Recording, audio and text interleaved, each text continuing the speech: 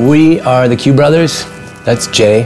That's G. Othello the Remix was first commissioned by the Globe Theatre in London and produced by Chicago Shakespeare Theatre. We opened in London and since then have run in Germany, Scotland, South Korea, Sydney, Australia, and in the meantime we stopped into Cook County Jail for one afternoon to perform for 500 inmates there.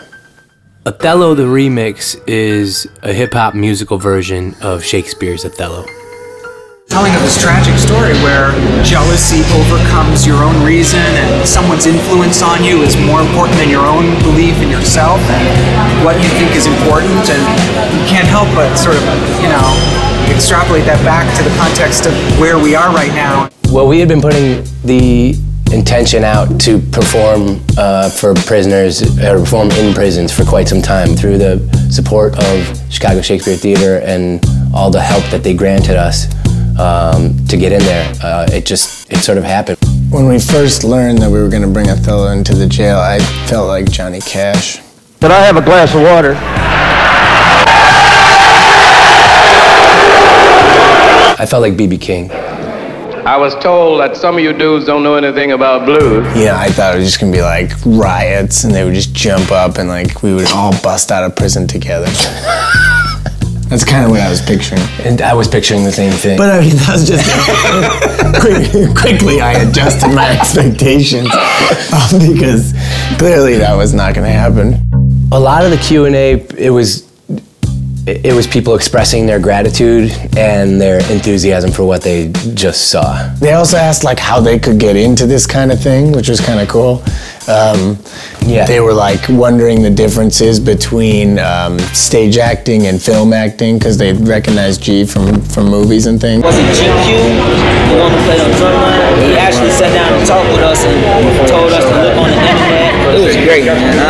I know I was full family participation. I was participating in everything. Full family participation. That's what it is. We was Everyone TTU in the front row. TTU, two turned up. Two turned up in the front row.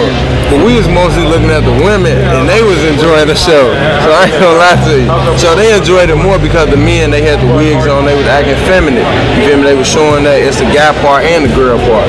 It relates to our program unbelievably. It teaches about drugs, alcohol, the evils of life, murder, suicide, you name it, it's all part of the play, and it relates to the guys that we take care of. And one of the crew members was lying about things that they was him messing with his girlfriend, and I actually did that once upon a time with my friend, trying to get his girlfriend. And I was just talking to somebody a little bit earlier, to one of the guys, and I asked him, did you get anything out of it? He said, absolutely, this told me how to live my life.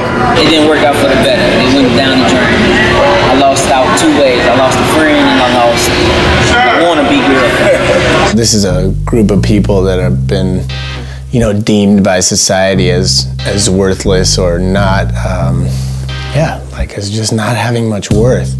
And it's just, I think we're trying to, you know, like part of what it became was a statement like we believe that you do have worth and that our time is well spent to give you and share our art with you, even though you can't be outside of these walls and buy a ticket and come see us. We appreciate us being incarcerated and somebody taking the time out to talk to us as human beings and not detainees. You know, it really brought out the real me, because, you know, being in here, you can't be too joyful and too happy, but they made me forget that I was even incarcerated. In a cold, dark, and unforgiving system, we struggle with our destiny.